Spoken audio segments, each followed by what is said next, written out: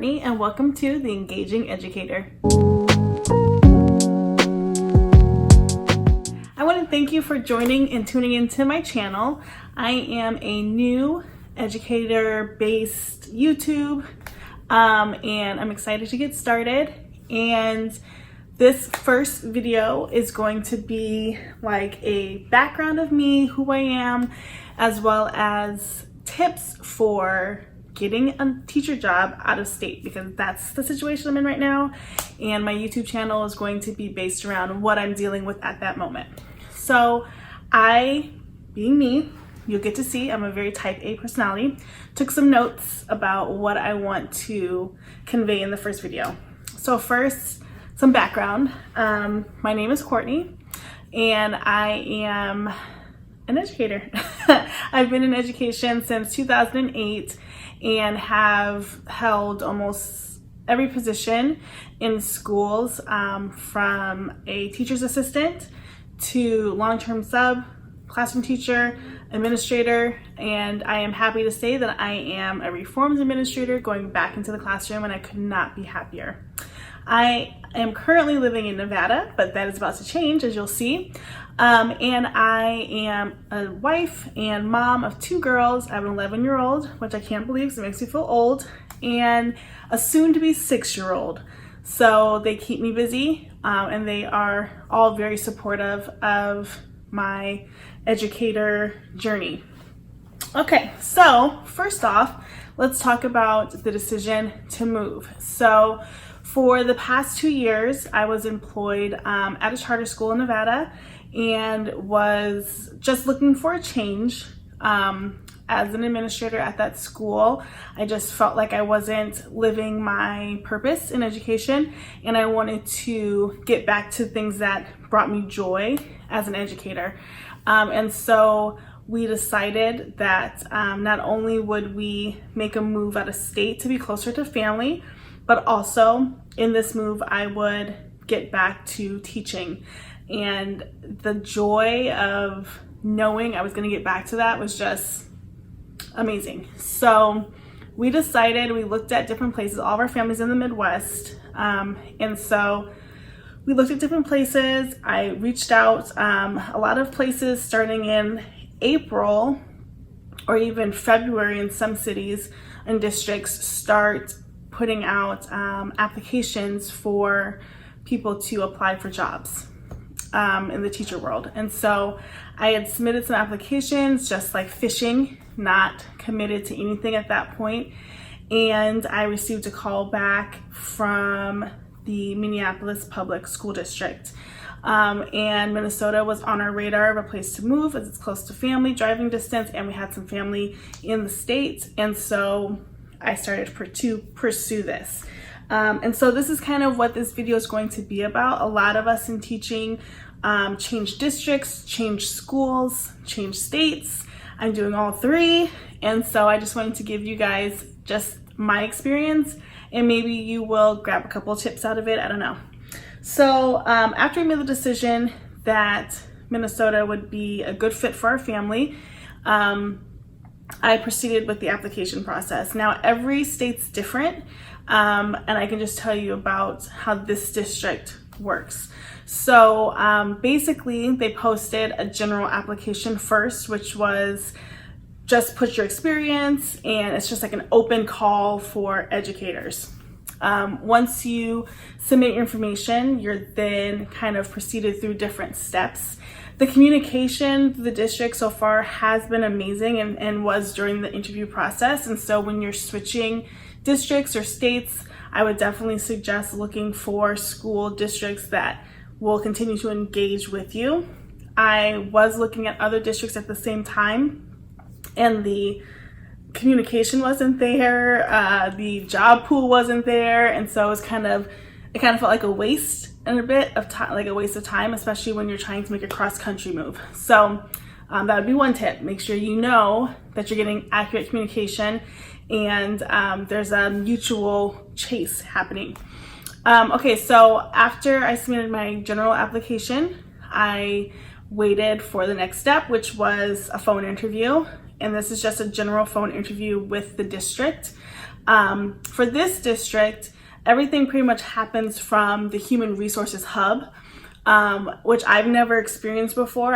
In my past, I've only worked in charter schools. And so working with the district, I don't know if this is like this for all districts, but for me, it was like really refreshing not to have to hunt people down. And it was just like they already had a process going. So the district calls and they do just a general screening phone interview with you. If you are passed on to the next step, for this district, then you get into a special teacher portal, I will say. And so there were 3 rounds of this teacher portal. Once we had finally decided this is what we were going to do, I ended up being in the 2nd round. And so what happens is on a certain day, jobs open up and principals have submitted already their open positions, and then you have a special password and a login, and you go and you look at this position and you decide to apply. The resume is already uploaded onto the website and you just hit submit. So it's kind of like Indeed or any type of online job search engine. And so that was really great to see all the positions classified. Coming out of state, the thing that was challenging for me was it was like 2 tiers. I had to not only find a school position that would apply to me, but also then go research the school quickly and find out, is this a great fit for my background and what I want to do? So I have taught grades K through 5, except 4th. And then even 6th, 7th, and 8th, I have taught electives and done student council and had exposure all the way up to 8th grade. But I do prefer in the classroom teaching 5th. I really like older kids. It's just my jam. Like I've done all of those grades and that was like my niche. I just love testing grades in general because I feel like I can really move kids and show that growth. So that's what I was looking for when I got on to the portal. Let me go back to my notes. Okay, so then after you submit your application to the specific school, then the principal can decide to schedule an interview with you. I don't know how much they get to decide. I think they offer everybody an interview who submits their application. So I submitted my application to 3 places. And because we wanted to move, but we weren't being forced out, I felt like I wanted to find really good fit schools and positions. I didn't want to just apply for anything and spend a year not happy. So I only chose 3 schools that were appealing to me. One school, and I'll back up. Okay, so having a 2-hour time difference was a huge thing for the interview process because when I thought they were going to call, they didn't, and they thought I stood them up. So I had to reach out to the principals and let them know that there's a delay in time, like there's miscommunication somewhere on that time spectrum, and so most of them were really gracious about it and really nice. Of the 3 schools that I applied to, one opted not to take my application for an interview, so I guess that means they can choose. Hello. Okay, so they opted not to take my application for an interview. They did not offer me an interview. 2 schools offered me an interview. When I missed the first time meetup because of whatever delay, one school emailed and said that they would get back to me to schedule, and the other school said the same thing. And then the one school I interviewed with and the other school took down their position and declined my involvement in their school. So that was a little bit shady to me, so I was like, wow, I didn't even get a chance to interview with you, but it's fine. Everything happens for a reason is what I say, and so there it is. So then the school that I interviewed with, I had done research on the school, done research on the principal, had done research a few years back to see sort of the progression of the school, and I was really amazed. It was a lot different from the school that I'm coming from, but similar to the ones I've worked in the past, and super excited. And so the interview process, being out of state, we did a FaceTime. General questions were asked and answered. One tool that I'm going to link down below is from Pocketful Primary, which I love her. I'm huge into YouTube, like as a viewer. And so I have my set people I like to watch. But one thing that Pocketful Primary has is the questions to ask your school. It's editable, but at the end of every interview, we've all been there, that somebody asks, do you have any questions for me? And you're sitting there like, I don't know what to ask. And so this really gave a few questions to ask, things that I wanted to know, and things just made me sound interested in the school and just professional. And so I really liked that resource, and I'll link it. I think I can link it, right? I'll link it so anybody can take a look at it and support her because she's amazing. But that really helped me sort of sound interested in the school and not be so stunned at the end and trying to think about what questions I would ask. So I highly suggest that resource. Okay, so then after that, they gave me a letter within the portal that just said, you have moved on to the next step. The school is interested in you. You're in the top 4 candidates. And so at that point, it started getting a little bit more real, and we were kind of just waiting. And then I was offered the position, and they gave you 48 hours to accept the job. And so that was a nerve-wracking 48 hours because we had to really decide, are we changing our life right now? And we decided yes.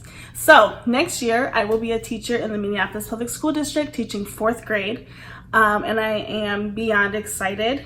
I am not disclosing the name of the school yet because I haven't even been there yet. And so I'm just excited for the opportunity. So some next steps for us, obviously, in taking any long distance move, you have to be super prepared. I will say I'm a binder queen. In getting ready for this move, I created a binder that had different housing options on it, mapping out where houses were in comparison to where my school was, how far it was going to take, checking traffic and what that would look like. And then there's lots of processes going on with licensing right now. And so I have my little licensing folder, and that folder keeps me organized as far as how to go about getting licensed in Minnesota. And like keeping copies of receipts and fingerprints and emails and all the things that you need to make that transition. So if you are looking to make a transition to a different district or a different state, it's really important to be organized and to keep track of all the materials. There's gonna be so many emails back and forth and phone calls. So take names, numbers, positions, and track all of it. So that's kind of the background of me. I don't wanna make this video super long. I'm excited to start this YouTube channel. I have, like I said, been an onlooker for YouTube. I've helped my daughter create a YouTube channel with a pretty good following. And I just want to kind of put my stories out there and experiences out there for teachers, experience new, whatever it may be, because we all can learn from each other. And I learned so much watching YouTube on like different things I want to do.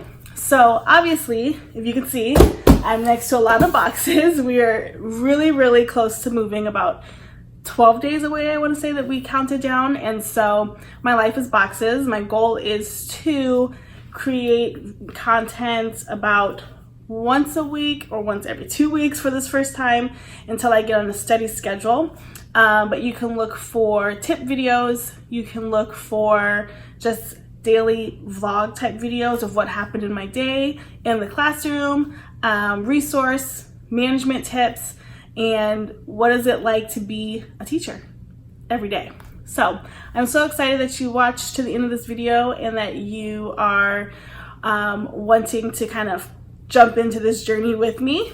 So please like, comment, and subscribe, as the kids say.